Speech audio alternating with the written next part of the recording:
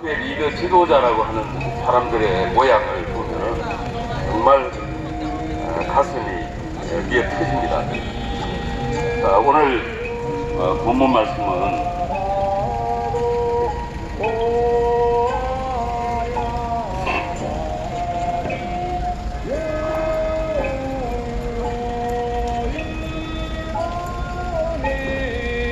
이사야 1장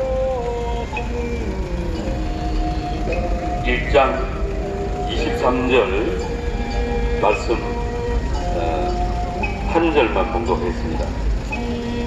내 고관들은 해역하여 도둑과 짝하며 다 내 본을 사랑하며 뇌물을 구하며 과를 위하여 신원하지 아니하며 과부의 송사를 수리하지 아니하는도다. 아멘. 지금 오늘 이사야 1장 말씀을 상고하면서 지금 이 시대 대한민국의 모습과 다를 바가 없는 것이 아닐까 합니다. 이사야 1장 18절 말씀에 보면은 사랑하는 백성을 논리적으로 설정하기 위해서 하나님이 스스로 낮추사 서로 대등한 관계에서 논의하겠다는 말씀이 우리가 서로 변론하자 하는 그런 개념으로 말할 수가 있습니다. 사랑하는 여러분, 이 시대가 너무나 배역합니다. 진리가 진리 같지 아니하고 예수쟁이가 예수쟁이답지 아니하고 교회가 교회답지 아니하고 정치인들이 정치가가 아니라 정상배, 오리배, 시정잡배와도 다를 바가 없는 그런 모습을 보이는 이 배역한 시대, 하나님은 이 시대를 향해서 우리들에게 어떤 메시지를 주는 것인가요? 결국은 한국 교회에 주는 메시지가 아닌가. 이 시대를 바라보면서 모든 것은 교회가, 목회자들이, 예수쟁이들이 말씀 안에 가지 않기 때문에 지금 징계를 당하고 있고 회초리를 맞고 있는 상황이 아닐까 합니다. 사랑하는 여러분, 부끄럽습니다. 우리는 하나님의 사람들입니다. 여기 서울역 광장에 우리 많은 노소 형제 자매들이 또 함께 예배를 드리고 또 여러 목사님들이 뭐 음식물도 나눠주고 물품도 나눠주고 이렇게 하는데, 과연 여러분들 스스로 한번 생각해 보십시오. 과연 이 모습을 통해서 여러분들의 삶이 변화되는가? 여러분들이 너무 잘 아시죠? 정말 이 나라도 그렇고 이 사역의 현장 서울역에도 뭔가 변화가 필요하지 않을까. 정말 저희가 말씀 앞에 가로서고 머리를 쳐박고 여호와를 경외하는 그런 저와 여러분들, 또 특별히 한국교회 우리 목회자들이 되어야 되지 않을까 합니다. 사랑하는 여러분, 이 시대가 폐역하는 정도를 넘어서 정말 심각합니다. 서로가 서로를 사랑하지 못하고 용서하지 못하고 예수 그리스도의 말씀을 해내이듯이 입술로는 선포하지만 삶은 너무나 거리가 먼 우리의 삶이 예배가 되어야 되는데 말입니다. 지금 이스라엘의 전쟁이 났습니다. 이스라엘의 전쟁 상황을 보면서 저는 그런 마음을 가지고 있습니다. 한반도에, 이 대한민국에 이스라엘과 똑같은 판박이다. 판박이 우리한테 깨달아라고 이스라엘 전쟁을 통해서 우리들에게 많은 메시지를 주는 것이 아닐까. 사랑하는 여러분, 이 나라를 튼튼하게 세우기 위해서는 유비무한 정신을 가지고 국방도 대비하고 잘못된 어떤 시스템도 다 좀 뭐라고 할까요? 뭐 혁명적인 방법으로 대청소를 하고 또 대한민국 체제를 부정하고 하는 그런 이른바 적화 세력들, 이 땅을 조국으로 생각하지 아니하고 저 북녘을 조국으로 생각하는 이런 자들을 정말 빨간물 세력들을 깨끗하게 청소하는 그런 대한민국의 새로운 큰 변화가 일어날 때 이 나라가 바로 서고 우리 대한민국의 희망이 소망이 있는 것이 아닐까. 제가 조금 전에 전철에서 전도하면서 이런 표현을 했습니다. 청년들이요, 학생들이요, 결혼합시다. 결혼은 선택이 아니고 필수입니다. 하나님은 생육하고 번성하라고 명령하셨습니다. 여러분들은 어떻게 해서 이 자리에 이렇게 생존하고 있나요? 여러분들의 부모님들이 섬기고 낳아서 기르고 그렇게 해서 여러분들이 이렇게 생존하고 있는데 애기도 낳지 않고 핑계 하면서 이거는 결국은 배은망덕한 것이다. 하나님의 생육하고 번성하라고 했는데 특히 예수쟁이 청년들이요 말씀에 절대 순종하는 그런 변화가 필요하지 않는가. 지금 대한민국이 출산율이 세계에서 제일 꼴찌입니다. 0.78%밖에 안 됩니다. 그리고 자살률은 세계 1등입니다. 낙태도 세계 1등입니다. 1년에 100만 명의 생명이 죽어가고 있습니다. 또 동성애 합법화의 깃발을, 낙태 합법화의 깃발을 이른바 인권을 얘기하는 빨간물 세력 민주당이 깃발을 흔들고 있습니다. 여러분 정말 정신 차려야 되겠습니다. 대한민국이 지금 무너지고 있습니다. 대한민국을 바로 세우기 위해서는 정말 특별한 각오, 무릎 꿇고 철저히 통회하며 자복하고 회개하는 그런 저와 여러분들이 되어야 되지 않을까 합니다. 대한민국 사랑합시다. 자유대한민국 지금 얼마나 부유합니까? 이런 나라가 어디 있습니까? 그런데도 감사할 줄 모르고 그냥 태평성세 흥청망청 하고 있습니다.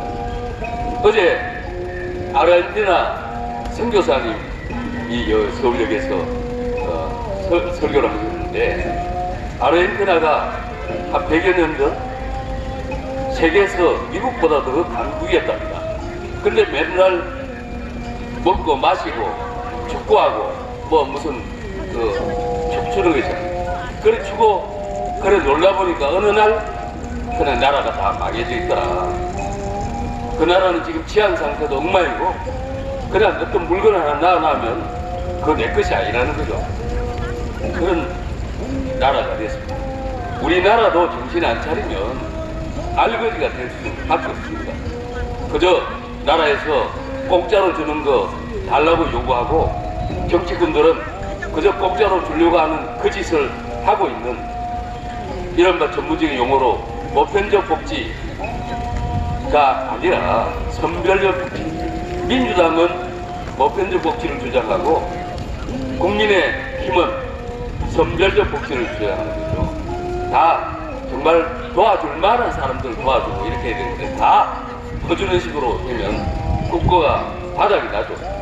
지난 5년간 문재인의 행태를 통해서 우리 대한민국을 다 그냥 국고를 다 받아내지 않았습니까? 그런 나라에 지금 우리는 밑에 살고 있습니다. 정신 차려야 됩니다.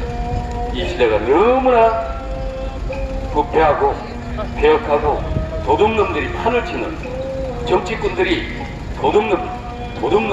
도둑놈들이 제1야당의 책임을 가지고 대통령 후보를 했고 이런 나라에 살고 있습니다.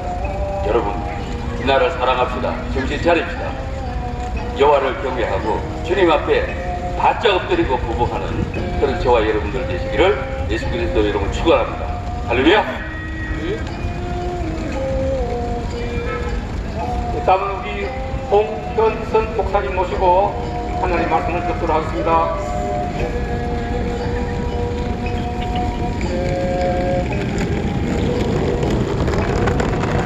샬롬. 하나님의 은혜가 우리 모두에게 충만하시길 바랍니다. 예수가 우리를 부르는 소리 음성 들어와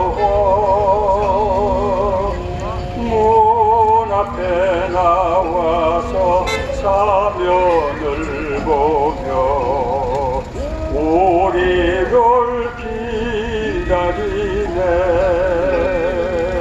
오라 오라 방황치 말고 오라. 죄 있는 자들아 이리로 오라. 주 예수 앞에 오라. 세월이 살같이 빠르게 지나 쾌락이 끝이 나고 사망의 그늘이 너와 내 앞에 돌리며 가리오네. 오라 오라 방황치 말고 오라.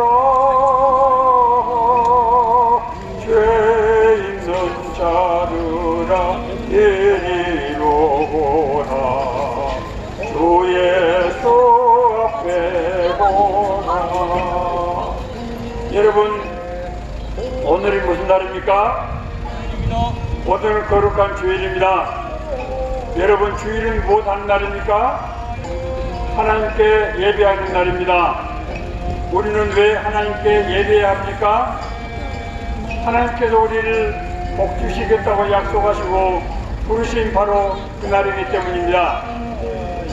하나님께서 우리를 복 주시겠다고 약속하신 내용을 제가 세 가지로 말씀드렸습니다. 첫째는 우리 죄를 용서하신 것이다. 자, 여기서 우리가 죄 용서하는 게 뭔가 하는 것을 우리가 바로 이해할 필요가 있습니다. 물론 우리 죄 용서라고 하는 것은 이전에 지었던 모든 잘못들을 다 엄거를 해준다, 이런 의미도 있습니다. 그러나 내가 돈 떼먹은 것, 남한테 나쁜 짓 한 것, 이것이 다 없어진다고 하는 것이 아니고, 우리가 죄된 육신으로 살던 우리 몸이 하나님의 생명으로, 하나님의 은혜로 바뀌었다, 이런 뜻입니다. 죄 지은 것은 죄 갚아야지요. 돈 꿨으면 돈 갚아야지요. 그것이 없어진 것이 아닙니다.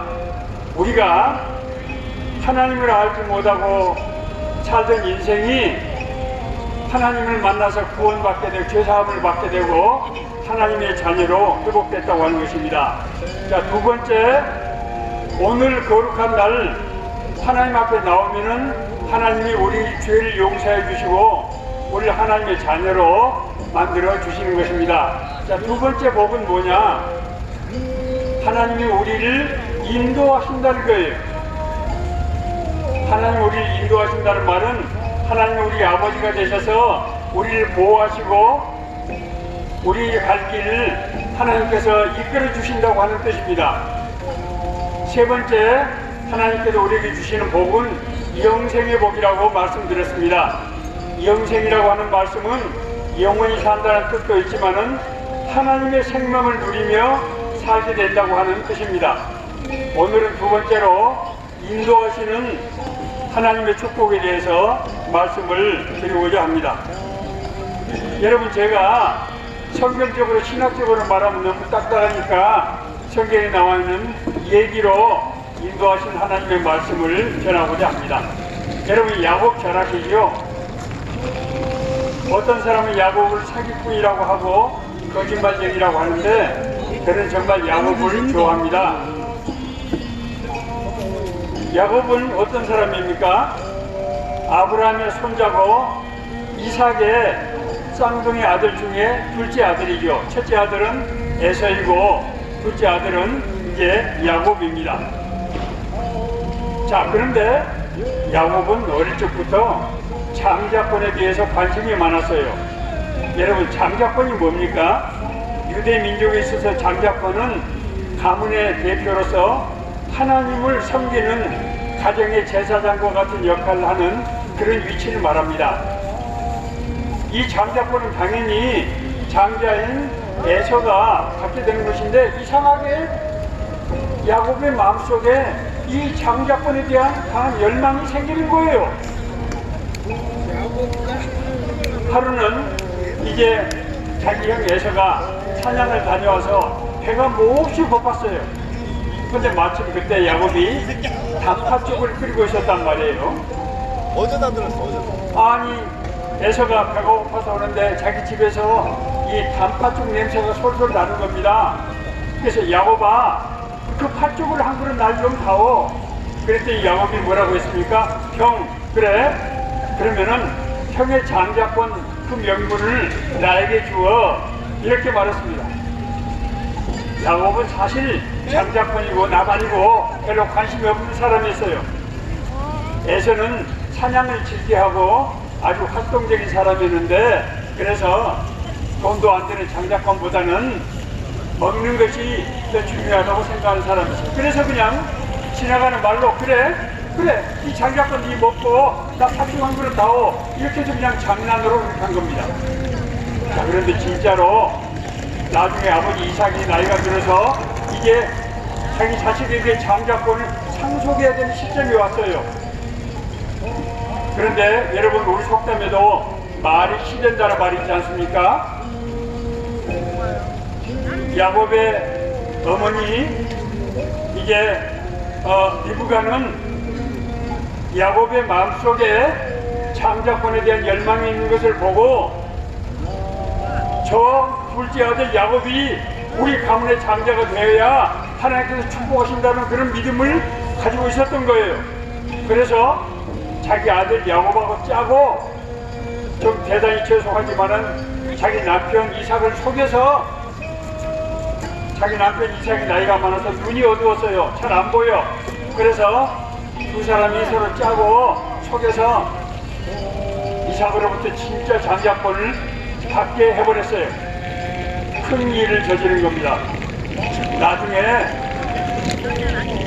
에서가 이 사실을 알고 나서 이를 바드득 하면서 내가 귀ham을 하면 저놈을 반드시 헤아리라 이렇게 마음을 먹고 있었습니다.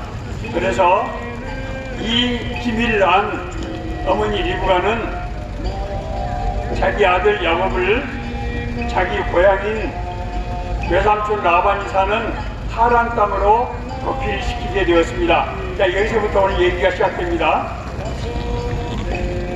야곱이 살던 땅 부엘세바는 외삼촌 라반이 살고 있는 하란 땅으로부터 800km가 되는 거리. 여러분, 서울에서 부산까지 몇 킬로인지 아세요? 한 400km 정도 되거든요. 800km면은 서울과 부산을 왕복하는 거리 아닙니까? 그렇죠? 예, 먼 거리입니다. 그 먼 거리를 야곱이 홀로 나귀 새끼 한 마리 타고 그 무서운 길을 외롭고 고독한 길을 가는 것입니다. 할렐루야 하면 복 받으시오 우리 아들. 예. 그 길은 너무나 외롭고 춥고 배고프고 무섭고 막막하고 불안한 길이었습니다. 저는 야곱이 걸었던 그 광야가 서울역 광경하고 너무나 닮아있다고 생각이 됩니다. 자, 또 이제 광야에서 야곱이 노숙을 하게 됐어요. 노숙을. 네. 어디서 잡니까? 예. 그래? 노숙을 하게 됐습니다. 노숙을 하게 되는데 밤에 꿈을 꿨어요.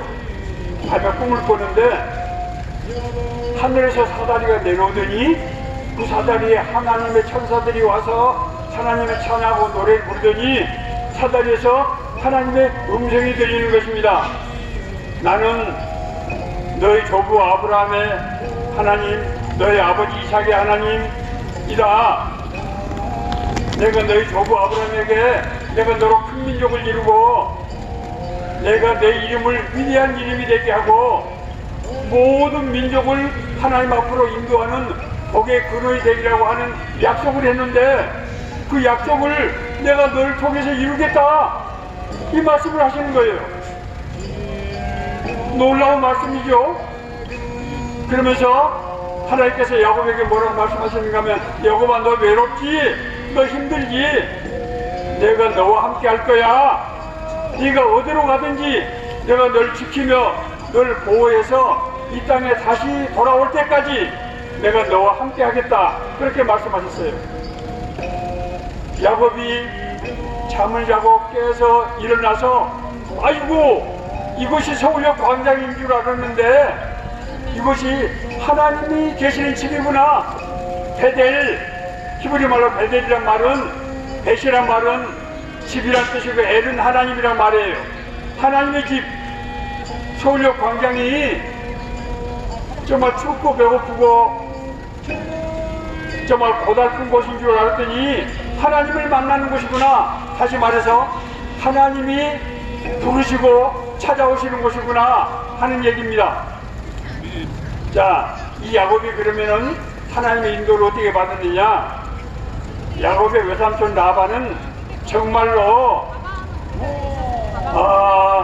뭐랄까, 굉장히 사기성이 농후하고 신실치 못한 사람이었어요. 야곱이 자기 딸 라헬을 사랑하는 것을 보고 자기 조카 야곱에게, 야곱아, 네가 7년 동안 무료 봉사를 하면은 내가 내 딸 라헬을 너에게 아내로 주겠다 라고 약속을 했어요. 그런데 그래서 야곱은 7년을 7일처럼 얼마나 그 여자를 사모하는 마음으로 일했으면은 7년 7처럼 일했겠습니까? 그래서 이제 장가를 드는 날이 되는데 아침에 일어나 보니까 자기가 좋아하는 라헬이 아니고 언니 레아 옆에 누워있는 겁니다. 어떻게 된 겁니까? 사기를 당한 것이지요. 라반은 그렇게 말했습니다. 우리 고장에서는 언니에 앞서서 동생이 먼저 혼인하는 법이 없다. 그러니까 네가 라헬을 얻고 싶으면 7년을 더 봉사하면은 내가 두 딸을 너에게 주겠다, 이런 사람이에요. 뿐만이 아닙니다. 야곱에게 품삯을 주기로 하고 이제 가축을 기르게 했는데 10번씩이나 그 임금을 제대로 안 주는 겁니다. 하나님께서 이런 야곱을 아시고 하나님 어쩔 수 없이 야곱을 사랑해서 레아를 떠안게 되는데, 하나님은 레아와 라헬의 두 여종까지 앞에서 4명의 여인을 야곱의 아내로 주고, 그래서 야곱에게 12아들을 낳게 해주는 그런 놀라운 축복을 주셨습니다.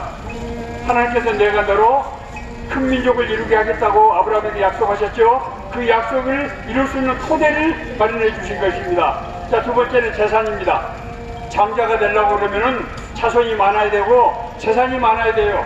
그래야 장자 행세를 하는 것입니다. 야곱은 자기 외삼촌 라반이 자기 임금을 제대로 안 줘서 재산을 모을 수가 없어요. 그래서 하나님 앞에 기도를 했더니 하나님이 아이디어를 주셨어요. 양들이, 염소들이 이제 오아시스에서 물을 마실 때 그 앞에다가 이제 버드나무 껍질을 벗겨서 채워놔서 외삼촌 라반이 별로 좋아하지 않는 얼룩지고 못생긴 그런 짐승들이 튼튼하고 생산력이 아주 높아서 다른 짐승들보다도 2배, 3배 새끼를 더 많이 낳는 겁니다. 그래서 엄청나게 많은 가축을 자기 앞에 이제 소유를 할 수 있게 되었습니다. 야곱은 아들을 12명이나 얻고 많은 가축을 부하게 되자 외삼촌 라반과 자기 조카들이 자기를 시기하는 것을 알게 됐습니다. 아, 내가 이제 고향 아버지 집으로 가야 될 때가 왔구나. 야곱은 야반 도주를 결심을 하고 4명의 아내와 12명의 자기 아들들 그리고 그 많은 가축을 가지고 이제 고향으로 야반 도주를 했습니다. 이 낌새를 난 라반이 7일 동안이나 쫓아와서 야곱을 붙잡았어요. 그때 그날 저녁에 하나님께서 라반에게 나타나서 네가 지금 야곱을 잡으러 가는 거지? 내가 다 안다. 네가 만약에 야곱을 만나서 야곱에게 가타부타 한마디라도 하면은 내가 너를 비롯해서 내 가족을 다 몰살하겠다. 이렇게 하나님이 협박을 하셨어요. 그래서 야곱은 라반의 손길로부터 노임을 받을 수 있게 되었습니다. 마지막으로 한 가지만 더 말씀드립니다. 야곱이 이제 고향 앞에 가서 야복강가에 왔는데 자기 형 에서가 자기를 환영하기 위해서 군사 400명을 데리고 기다리고 있는 것입니다. 야곱을 환영하러 왔을까요? 아닙니다. 야곱을 이제 장자권을 사기쳐서 빼앗아간 야곱을 해하기 위해서 군사 400명을 데리고 기다리고 있는 것입니다. 야곱은 자녀들, 아내들, 가축들 다 보내고 나서 야복강가에서 밤이 새도록 하나님 앞에서 기도했습니다. 성경은 이것을 천사가 씨름했다 이렇게 표현하고 있어요. 야곱은 천사를 붙들고 놓지 않았습니다. 그랬더니 천사가 새벽에 이제 한나라로 가야 되는데 야곱이 놔주질 않은 겁니다. 천사가 야곱에게 말했습니다. 내 이름이 뭐냐? 야곱입니다. 다시는 내 이름을 야곱이라 하지 말고 이스라엘이라 하라. 이 말은 무슨 말입니까? 이 말은 하나님을 만난 사람, 하나님과 겨루어 이긴 사람, 다시 말해서 하나님의 약속이 이루어지는 사람이라고 하는 뜻입니다. 야곱은 거짓말로 장자권을 얻었지만은 하나님은 야곱의 마음속에 하나님의 은혜를 사모하고 하나님의 뜻대로 살기를 원하는 심령을 보시고 야곱에게 진짜 장자권을 준 것입니다. 여러분, 야곱의 광야는 바로 이 서울역 광장입니다. 서울역 광장에 여러분이 오늘 오셔서 예배를 드리는 것은 하나님께서 여러분을, 우리 모두를 부르셨기 때문입니다. 광야는 인간이 살기에 척박한 땅, 외로운 땅, 고난의 땅이지만은 우리가 이곳을 통해서 하나님을 만나는 바로 그 장소입니다. 오늘 여러분들이 예배를 통해서 하나님을 만나고 구원받고 거듭나고 하나님의 보호하심과 인도하심 가운데 살아가는 그런 축복이 임하시기를 간절히 바랍니다. 감사합니다.